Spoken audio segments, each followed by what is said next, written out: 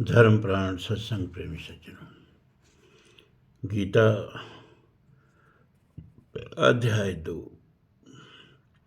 16वां मंत्र।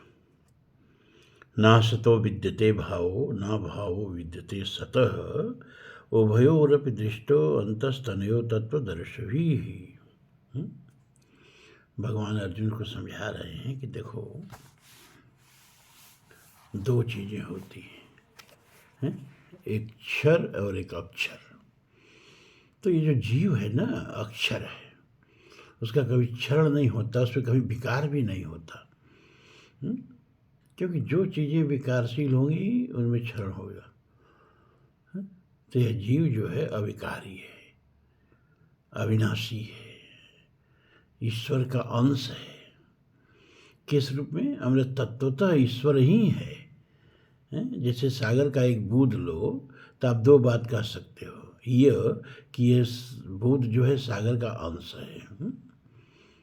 परिमाण में सागर बहुत विशाल है, बूंद बहुत क्षुद्र है, निकली है सागर से, लेकिन परिमाण में अंतर आ गया।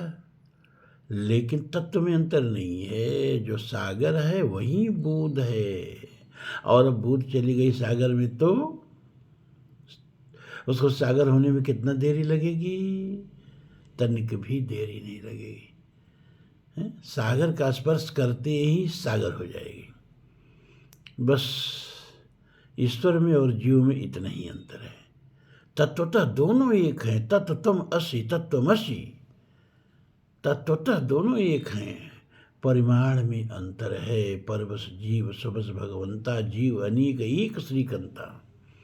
जो सबके रह ज्ञान एक रस, ईश्वर जीव ही भेद कहु कस। उपनिषद भी कहता है, द्वा सुपर्ण सयुजा सखाया समानम वृक्षम परिशस्व जाते तयोरन्यो पिप्पल स्वाद अति अननस नयो अभिचाकशीत। द्वा सुपर्ण सयुजा सखाया। इस संसार रूपी वृक्ष में और इस शरीर को भी वृक्ष का रूपक दिया। कहा देखो, इसमें दो पक्षी रहते हैं हृदय रूपी कोटर में, एक तो ईश्वर और दूसरा जीव। और दोनों की जात एक है। द्वा सुपर्णा, दोनों सुपर्ण है। यहाँ सुपर्ण कहना का मतलब पंख वाला मत समझना, ये लक्षणा से इसका अर्थ लगेगा। अर्थ ये लगेगा कि दोनों की जात एक ही है। जात माने क्वालिटी। यहाँ ये शादी विवाह वाली जात मत समझ लेना। द्वा सुपर्णा का चलो भाई, जात एक है तो वो बड़ा है और हम छोटे हैं, वो पहले आया होगा, हम बाद में आए होंगे। का ना ना ना ना, सयुजा, साथ साथ ही दोनों का जन्म हुआ है। जन्म हुआ ही नहीं है, दोनों अजन्मा हैं, इसलिए आगे पीछे का कोई सवाल ही नहीं, बड़े छोटे का कोई सवाल ही नहीं। सयुजा दोनों कालातीत हैं, काल में है ही नहीं, इसलिए काल के आधार पर उनमें भेद नहीं किया जा सकता। सखाया, कारी भाई वो स्वामी हैं, हम जीव हैं। तू दयाल दीन हो। तुलसी कहते हैं, प्रभु आप दीन दयाल हैं, भिखारी हैं, आप स्वामी हो। ये सब नहीं नहीं नहीं नहीं, नहीं। सुपनिषद कहता है ये सब कुछ नहीं। सखाया, ईश, तुलसी को भी लिखना पड़ा, ईश जीव सम सहज संघाती। भगवान अवतार लेके आते हैं, ग्वाल बालों में खेलते हैं। तो एक श्रीदामा नाम का ग्वाल था, तो उसको भगवान का दाव आया तो उसको खूब दौड़ाते रहे, खूब दौड़ाते रहे। लेकिन एक बार उसका दाव आ गया तो कह रहे हैं, हमारी मैया जो है ना, माखन रख के प्रतीक्षा कर रही है, अब हम जा रहे हैं। तो दौड़ के पकड़ के उनकी बाँह ऐंठ दिया। कहा अब दिन भर हमको दौड़ाते रहे, हम दाव देते रहे, अब मेरा दाव आया तो मैया बुला रही है। तो बल्लाओ भैया चिल्ला रहे हैं कान्हा, देखो ये सुदामा श्री दामा हमको मार रहा है। क्यों श्री दामा, क्यों कन्हैया को परेशान कर रहा है? अरे दाऊ भैया, दिन भर उसका दाव आया और मुझको दौड़ाता रहा। अब एक बार मेरा दाव आया तो दाव नहीं दे रहा है, कह रहा है मैया माखन रख इंतजार कर रही है, क्या छोड़ना मत इसको। तो सूरदास जी बड़ा सुंदर लिखते हैं, खेलन में को काको गुसैया, इस संसार में आप भी उतरे हम भी उतरे हैं। आप ब्रह्म थे हैं और एक अकेले थे। हानि द्वातम सदया तद एकम, बिना प्राण के प्राणन क्रिया करता हुआ एकमात्र परमात्मा अकेला था। ना सदासीनो सदासी तदानीम नासीद रजो न व्योमा परो यत, किमावरीव कुह कस्य सर्वनम्भ किमासीद गहनम गभीरम। न मृत्युरासीदमृतं न तरहि न रात्र अहनासीत् प्रकेतः, आनीद्वातं सदया तद एकम, तस्मादानन्न परः किंचना। ऋग्वेद नास्ति सुक्त, कोई नहीं था, न सत था न असत था, न रज संग कोई लोग था, न वायु थी न हवा थी न आकाश था, कुछ नहीं था, एकमात्र परमात्मा ही था। लेकिन उसको अकेले अच्छा नहीं लगा तो सोचा अनेक हो जाए। इसी पर तो हमको समझ में नहीं आता कि परमात्मा तो मुक्ति में था ही, कुछ नहीं था, आया माया कुछ नहीं थी, अकेला था। तो अकेला उसको अच्छे नहीं लगा। और तुम अकेला क्यों होने चाहते हो? परमात्मा को अकेले अच्छा नहीं लगा, उसने इच्छा किया तद इच्छत एको हम बहुश्याम प्रजाई। अरे भैया हम अनेक अपना परिवार बनाएंगे, अकेले अच्छा नहीं लग रहा है, अब तुम परिवार से भागते हो। सबकी बात नहीं कह रहा हूँ, जो भागते हैं उनकी बात कह रहा हूँ कि ईश्वर तो संसार में घुस रहा है, माया के रचित करके उसमें बैठ रहा है। ब्रह्म जब माया वलित होता है, माया संवलित होता है तो ईश्वर हो जाता है। और वही ब्रह्म जब अंतःकरणावच्छिन्न हो जाता है, अंतःकरण संवलित हो जाता है, जीव हो जाता है। अब इस दर्शन की गांठें समझते समझते समझ में आएगी आप लोगों को। तो वो माया का प्रसार करके माया में लिपट गया। और आप माया से मुक्त क्यों होना चाहते हो? ईश्वर के विपरीत क्यों जा रहे हो भैया? ईश्वर की इच्छा के विपरीत क्यों जा रहे हो? ईश्वर संसार बना रहा है और तुम संसार से भाग रहे हो। जना किरण जग से व्याकुल हो, विकल भागना वन में, धर्म राज है घोर पराजय, नर की जीवन रण में। इसीलिए मुझको ना बहुत भटका हुआ इन साधुओं के पीछे। 73 वर्ष की उम्र प्लस चल रही है, तो कम से कम 50 वर्ष तो मैं इस साधुओं के बीच में ही रहा हूँ। और अब बड़ी प्रतिष्ठा हो गई है। अब मुझे गृहस्थ अच्छे लगते हैं। प्रभु की कृपा है कि हम गृहस्थ हैं। और शास्त्रों में बार बार कहा गया, महाभारत में भी कहा गया है कि एक बार निर्णय हुआ कि कौन आश्रम श्रेष्ठ है, तो ऋषि महर्षियों ने सारे आश्रमों को, मतलब कि ब्रह्मचर्य को, वानप्रस्थ को, संन्यास को एक तराजू के पलड़े पर रखा और दूसरे तराजू के पलड़े पर गृहस्थ को रखा, गृहस्थ आश्रम को। तो गृहस्थ आश्रम सबसे भारी हो गया। गृहस्थ आश्रम के बराबर कोई आश्रम नहीं है। धन्य है वो जो गृहस्थ।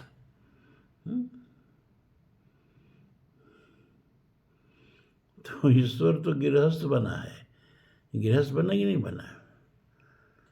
ये सारा ब्रह्मांड उसकी गृहस्थी है। और आप हम सबको अब चाहता है कि उसकी गृहस्थी संभालने में सहयोग करें।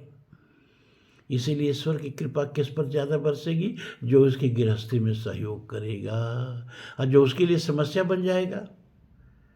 एक बार एक साधु थे, तो उनको कुछ रोग हुआ, तो भगवान से प्रार्थना किए तो भगवान रोग ठीक कर दिए। फिर दूसरी बार फिर रोग आया, फिर प्रार्थना किए तो भगवान प्रकट ही नहीं हुए, भगवान ठीक नहीं किए। एक दिन बहुत रोए, कल्पे। भगवान आप मेरी सुन नहीं रहे हो, आपके रहते मैं इतना कष्ट उठा रहा हूँ। तो भगवान आए, उन्होंने कहा ये बताओ, जो काम एक डॉक्टर कर सकता है उस काम के लिए मुझे क्यों परेशान कर रहे हो? हैं? हमारे जिम में भी बहुत बड़ा काम है ना, और मैं तो चाहता हूँ कि तुम लोग मेरे काम में थोड़ा हाथ बटाओ, लेकिन तुम साधु लोग उल्टा ही करते हो, हर काम के लिए मुझे बुलाते हो, हर काम के लिए मुझे बुलाते हो। ये गृहस्थ कितने अच्छे हैं, जो मेरी गृहस्थी में पूरा ब्रह्मांड मेरी गृहस्थी है, उसमें छोटा छोटा छोटा छोटा दायित्व सब गृहस्थों को सौंपा हूँ। अपना घर, अपना परिवार, ये मेरा दायित्व है उनके ऊपर। उनकी पत्नी ये मेरा दायित्व है, उनका पति ये मेरा दायित्व है, उनका पिता ये मेरा दायित्व है, उनका पुत्र ये मेरा दायित्व है। मेरा काम कर रहे हैं, और तुम लोग हर काम के लिए ईश्वर, हर काम के लिए ईश्वर। तो भगवान भी गृहस्थों पर ही बहुत प्रसन्न होते हैं, इतना जान लो। हाँ, जब भी अवतार लेंगे, कोई भी भगवान अवतार लिए हों, हैं, तो कैसे अवतार लेंगे भैया? सन्यासी के पेट से, गृहस्थ के घर से, गृहस्थ के पेट से ही तो अवतार लेंगे। बोलिए। तो न सतो विद्यते भावो, न भावो विद्यते सत। अर्जुन, जो सत्य है उसका किसी काल में अभाव नहीं होता है, और जो असत्य है वो दिखाई भी दे तो सत्य नहीं होता। जैसे इंद्रधनुष है ना, इंद्रधनुष, तो हम लोग जब छोटे थे, बच्चे थे, तो जानते थे कि इंद्र जी के धनुष सही है, सचमुच के धनुष सही है। लेकिन बाद में पता चला कि दृष्टि का भ्रम है, कुछ नहीं है, दिख रही है, यथार्थ की तरह दिख रही है, लेकिन है कुछ नहीं। और एक चीज़ बताएं, विज्ञान की बात, 1,00,000 लोग अगर इंद्रधनुष देखें एक साथ खड़े होके, तो सबको अलग अलग इंद्रधनुष दिखाई देगी। ये कहीं इंद्रधनुष नहीं देखेंगे आप ना, क्योंकि वो तो कुछ नहीं है, हैं? वो तो बूंदों पर सूरज की किरणें पड़ के और फिर वो विभाजित हो जा रही हैं, सभी रंग अलग अलग कोणों से आपकी आंख पर पड़ रही हैं, और आपकी आंख पर पड़ रही हैं तो आप इंद्रधनुष देख रहे हो। अब जितने लोग हैं उन सबकी आंख पर जो पड़ रही है, उससे जो बिंब बन रहा है, सबका अलग बिंब बन रहा है कुछ नहीं। तो जैसे इंद्रधनुष दिख के भी मिथ्या होती है, जैसे मृगजल, मृग मरीचिका, जल लहराता हुआ दिख के भी मिथ्या होता है, हैं? क्यों मिथ्या होता है भैया? हैं? अरे भाई, सुबह जाओ तो जल नहीं दिखेगा, शाम को जाओ तो मृगजल नहीं दिखेगा, दोपहर में जब सूरज की किरणें बालू पे नाचती हैं तो हमको लहराता हुआ जल दिखता है। दृष्टि भ्रम है, तो दिखेगा यथार्थ। अगर पहले पहले आप कच्छ के रण में गए हों तो आपको लगेगा कि समुद्र लहरा रहा है, लेकिन जो वहाँ के निवासी हो जानते हैं कि दृष्टि का भ्रम है या नहीं, लहराता हुआ समुद्र उनको भी दिखेगा, लेकिन वो जानते हैं कि ये दृष्टि भ्रम है, असलियत नहीं है। अभी शाम को फिर ले जाके आपको दिखाया जाए तो कहोगे वो समुद्र गया कहाँ? कहो था ही नहीं, तुम्हारी दृष्टि का भ्रम था। उसी तरह ये संसार जैसा हमको दिखता है वैसा ही ज्ञानियों को भी दिखता है, वैसे ही शंकराचार्य को भी दिखता रहा होगा, वैसा ही रामानुजाचार्य को भी दिखता रहा होगा, वैसे ही वल्लभाचार्य, रामानंदाचार्य सबको दिखता रहा होगा। लेकिन हमारे उनके देखने में अंतर ये है, हमको ये सत्य लगता है मृगजल की तरह, उनको मिथ्या लगता था मृगजल की तरह। इतना समझ जाओ। तो जो चीज़ आदि में न हो, जो चीज़ अंत में न हो, वो चीज़ मध्य में चाहे जितना घनीभूत सत्य लगती हो, वो मिथ्या होती है। ये पूरा का पूरा ब्रह्मांड न आदि में था और न अंत में रहेगा। मैं पूरे ब्रह्मांड की बात कर रहा हूँ जी, पृथ्वी इसमें कहाँ है। इसलिए इस समय भी हो कि नहीं है, दृष्टि का भ्रम है एकमात्र परमात्मा। और जैसे रज्जो यथा अहेर भ्रम, जैसे हम रस्सी में सर्प का भ्रम होता है हमको, अंधेरा हो तो रस्सी पड़ी है, हम डर जाएंगे सांप पड़ा है। जब किसी ने प्रकाश जलाया तो कहते हैं अरे ये तो रस्सी है। ऐसे ही अज्ञान के चलते, अविद्या के चलते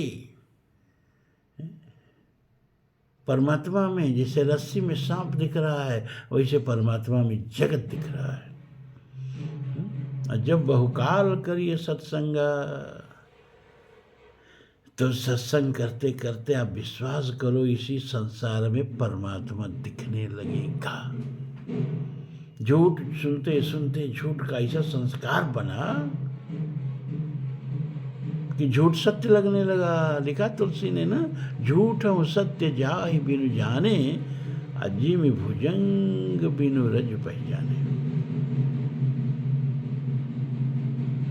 झूठ हूँ सत्य,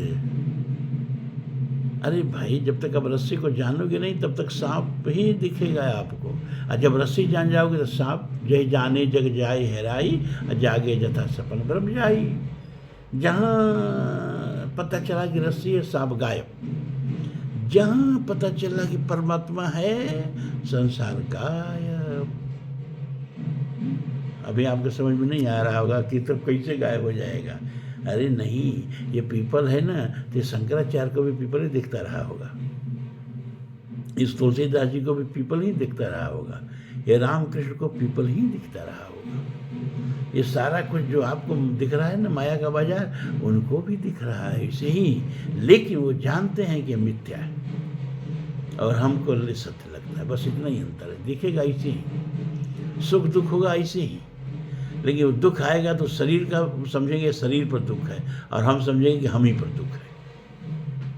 बात समझिए। रामकृष्ण परमहंस को कैंसर हो गया और अंतिम समय का फोटो केवल मद्रास में, हम गए थे वहाँ मद्रास, जब घूमने 70-75 लोगों को साथ लेके, तो वहाँ वो फोटो टंगा है और कहीं नहीं छपने दिया गया उस फोटो को। एक गले में कैंसर हो गया था। महर्षि रमण को बाह में कैंसर हो गया था। तुलसीदास जी को पूरा शरीर, मरते समय पूरा शरीर बरतोड़ से पक गया था। हम भगवान से सुख मांगते हैं, और जो भगवान को लेकर गोदी में खिलाते हैं उनको तो भगवान दुख देते हैं। भगवान को गोदी में खिलाया कौशल्या, अब एक स्त्री के लिए वैधव्य से बड़े कोई दुख नहीं होता है, वो दुख मिला उनको।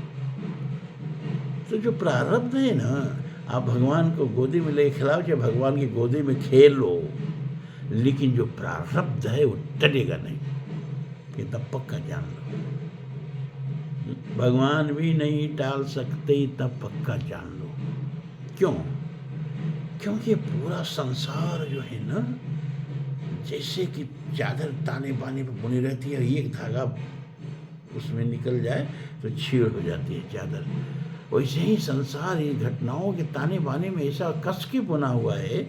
एक आदमी अगर यहाँ मरता है तो उसको कहीं जाना है तब मरता है, वहाँ उसकी प्रतीक्षा है तब मरता है, वहाँ उसका ऋणानुबंध उसकी प्रतीक्षा कर रहा है, यहाँ से जाना ही है। अगर यहाँ जाने से कोई रोक दे तो वहाँ का सब काम गड़बड़ हो जाएगा, पूरा संसार के पर बदल जाएगा। सती मरती नहीं तो पार्वती आती नहीं। शिव जी की कथा याद करिए, शिव जी जान रहे हैं कि अब सती का अहित होने वाला है।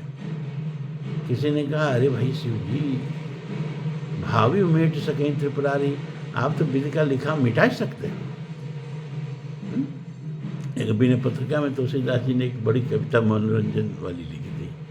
उन्होंने लिखा कि ब्रह्मा जी क्या किए ना, ब्रह्मा जी हैं क्या, काई ब्रह्मा जी जो पटवारी होते हैं ना, लेखपाल, पटवारियों को चरण सिखा गए, उसकी जगह पर लेखपाल आ गए।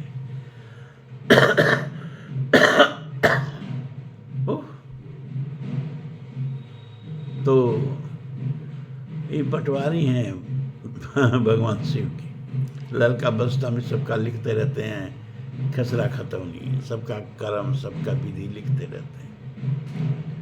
एक दिन अपना सब ललका बस्ता बांधे, सबका लेखा जोखा बांधे और चले आए कैलाश पर। भगवान शिव बैठे हैं, पार्वती जी चरणों में बैठी हैं, नंदी और सारे गण सेवा में लगे हुए हैं। उधर कार्तिकेय खेल रहे हैं, उधर गणेश खेल रहे हैं। शिव जी का खुले आसमान के नीचे परिवार बसा हुआ है। अचानक ब्रह्मा जी आते हैं और प्रणाम वगैरह भी नहीं करते हैं और धम्म दो ललका बस्ता शिव जी के आगे पटक देते हैं। अब धूल उड़ करके कुछ शिव जी पर भी पड़ती है, कुछ पार्वती पर भी पड़ती है। पार्वती विस्फारित नेत्रों से देखती हैं, ये ब्रह्मा पगला गया का, इसकी हिम्मत कैसी हुई इतनी दुर्दृष्टा करने की। और नहीं तो शिव जी की तरफ पीठ करके और पार्वती जी की तरफ मुंह करके बैठ जाते हैं ब्रह्मा जी। अब ये और बड़ी धृष्टता। और पार्वती जी शिव जी के साथ धृष्टा हो तो बर्दाश्त नहीं करती है। एक बार सनातन की कथा आती है ना, सनक सनंदन जो चारों बंधु हैं कि नहीं है? सनक सनंदन सनातन सनत कुमार। तो एक बार सनातन जो हैं वो शिव जी के आगे से गुजरे और शिव जी को प्रणाम नहीं किए तो पार्वती जी को बड़ा क्रोध आया। उन्होंने कहा, ए ऊँट की तरह मुँह उठा के जा रहा है, जा ऊँट हो जाओ। ऊँट हो गए, सनातन जी ऊँट हो गए। एक बार नीम के पेड़ के नीचे बैठे हैं, शिव जी पार्वती जी जा रहे हैं। पार्वती ने देखा कि ऊँट बना है ये सनातन अपनी एक गलती के चलते, तो उन्होंने व्यंग किया, क्यों भाई सनातन क्या हाल है? कहना, अरे माँ आपने बहुत बड़ी कृपा की, बहुत आशीर्वाद है। कैसा है ये भैया, हमने इसको साफ दे के ऊँट बना दिया है, ये कह रहा है कि बहुत बहुत आशीर्वाद दिया आपने, बहुत कृपा की। एक कवि ने लिखा था, पूरे है वही मर्द जो हर हाल में खुश है, हर हाल में खुश है। ऊँट हो गए खुश हैं। कहना, अरे मैया तब तो भिक्षा मांगनी पड़ती थी, इस घर उस घर उस घर उस घर। अब क्या है कि सीधे गर्दन ऊंचा करता हूँ और पेड़ की पत्तियां खा के पेट भर लेता हूँ। देखो, पूरे हैं वही मर्द जो हर हाल में खुश है। तो ब्रह्मा जी पीठ करके शिव जी की तरफ, पार्वती जी की तरफ मुंह करके बैठ गए। और इससे पहले कि पार्वती जी इनको भी कुछ श्राप दें, ब्रह्मा जी ने बड़ी चतुराई की और कहते क्या हैं पार्वती जी से कि बावरो रावरो नाह भवानी, हे भवानी, आपके जो स्वामी है न पतिदेव, नाह मन नाथ स्वामी, बावर पागल है। अब तो और पार्वती जी की चोरी चढ़ गई, अरे धृष्टा बधृष्टा किए जा रहा है, हमारे सामने हमारे पति को बावरा बना रहा है। बावरो रावरो नाह भवानी, अपने घर की बर्बाद बिलोको हो तुम परम सयान। ये चला के चरित कर दिया ब्रह्मा ने। कहा, जरा अपने घर का हाल चाल देखो ना, तुम तो बहुत चतुर हो मैया, बहुत चतुर हो, बहुत बुद्धिमान हो, लेकिन जरा अपने घर का हाल चाल देखो। तो अपने घर का हाल चाल क्या देखें? शिव जी, एक कवि लिखता है कि शिव जी जानते हो जोगी काहे हुए कि आपन वाहन बैल बली, बनताऊ के वाहन सिंह बिलोकी के। अब मूस है वाहन को सुत एक, दूजे मयूर के पक्ष बिलोकी के। अपना वाहन क्या है भैया? बैल है।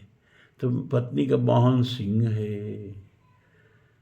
एक बेटे का वाहन चूहा है तो एक बेटे का वाहन मोर है? अब देखो, मोर में और चूहे में बड़ी दुश्मनी होती है।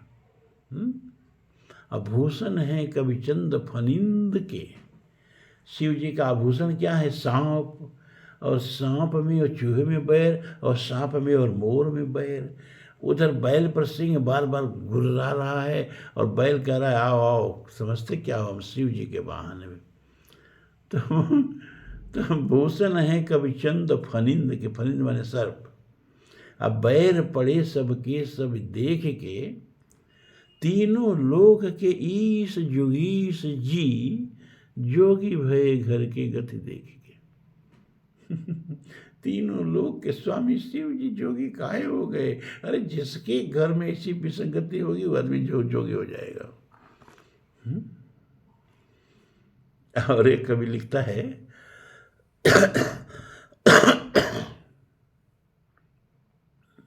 कि भाई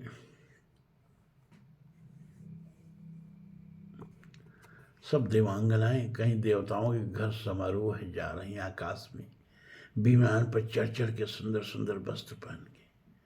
पार्वती जी देख के सिहा रही हैं और कह रही हैं कि हे शिव जी, कहाँ हमारी किस्मत फूट गई कि आपसे विवाह हो गया। अंबर अंगन संग सखा,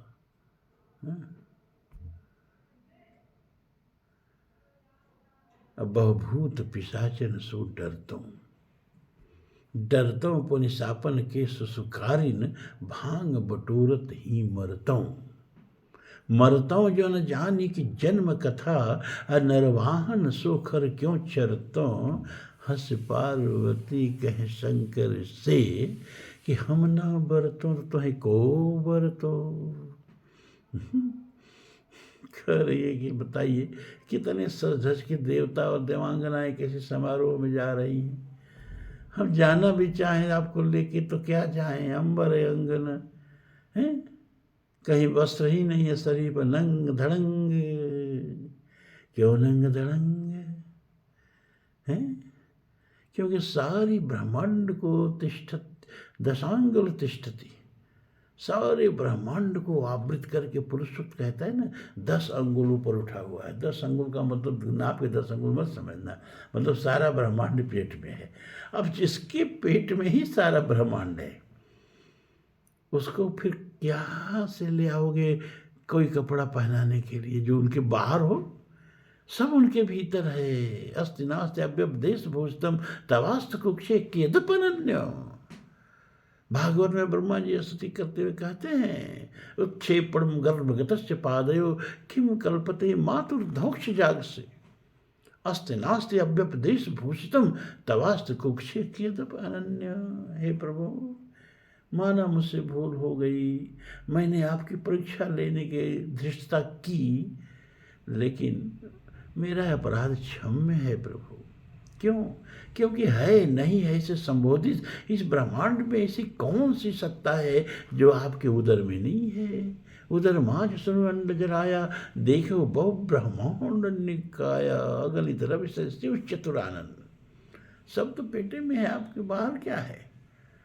सबको आवृत करके 10 अंगुल ऊपर उठे हुए हो।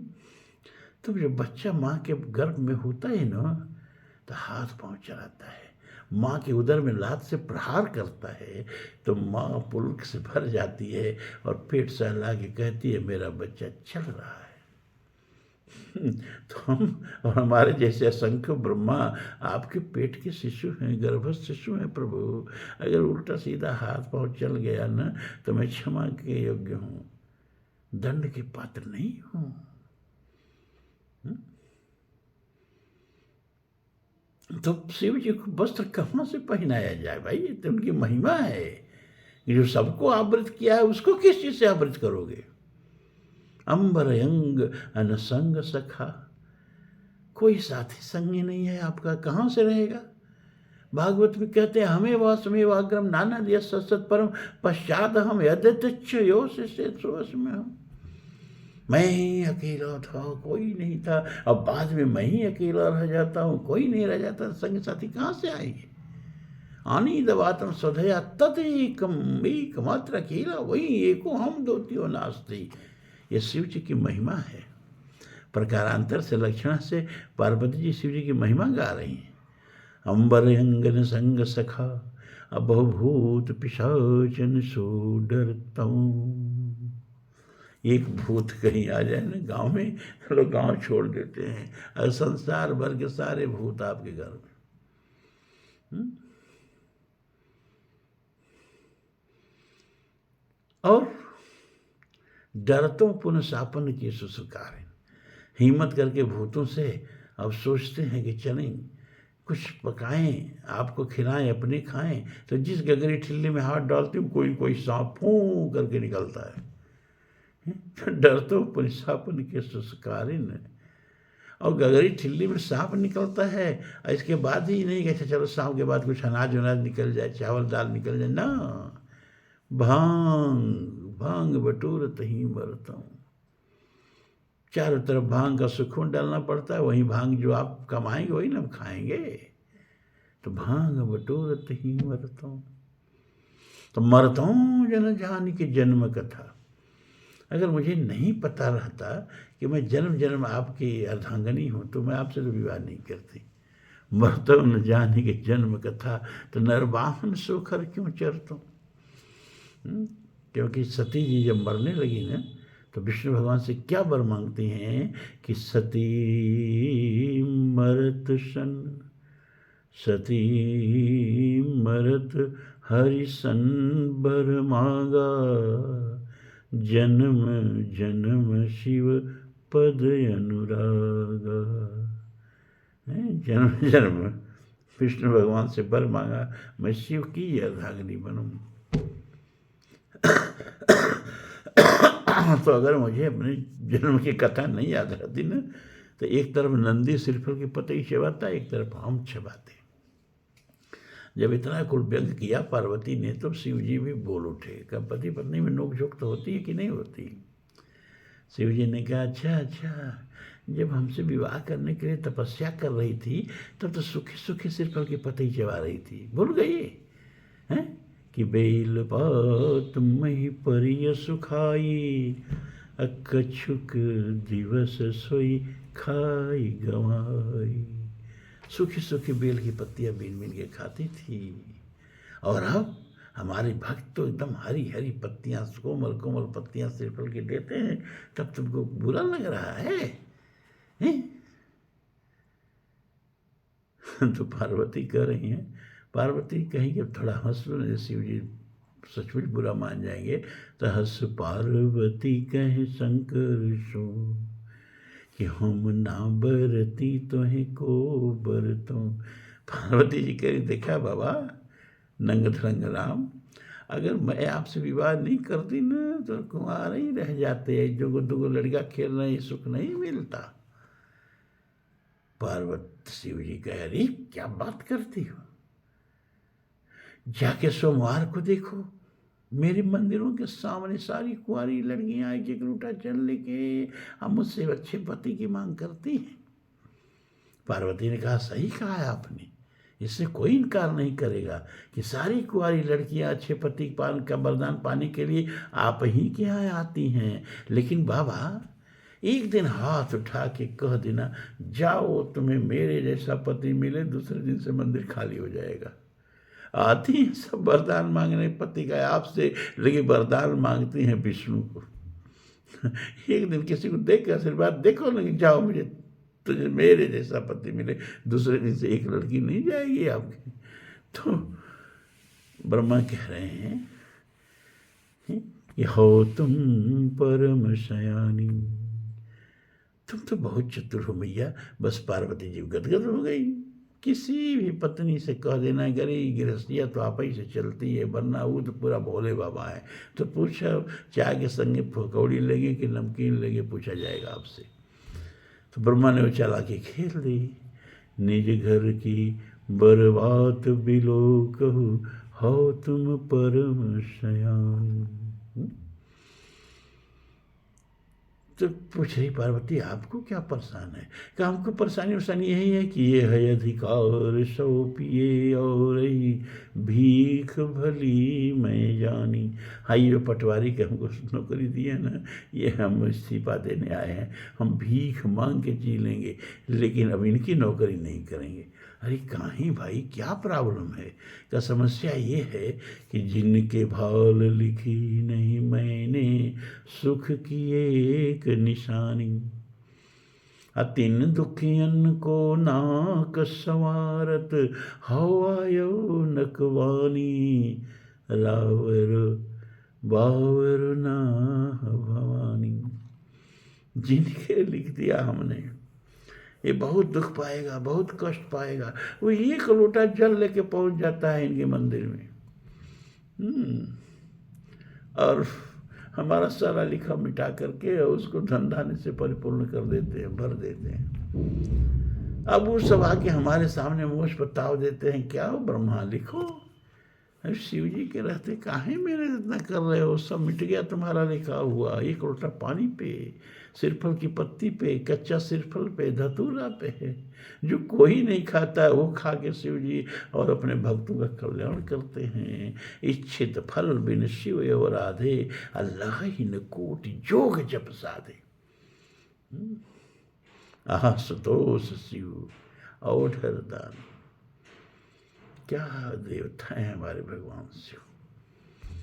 पावर तो भैया ना सतो विदते भावो ना भावो विदते शत उभयोर विदिष्टो अंतस्थन होता तो दर्श भी कल इसकी व्याख्या होगी। दरअसल आज हम सोचे थे कि आप उसे बताएंगे कि देखो ये बड़ा कष्ट में हम चल रहे हैं, 20 मिनट का वीडियो बनाए करेंगे। अरे तो 36 मिनट हो गया। अब आज यही, धन्यवाद, आशीर्वाद, साधुवाद।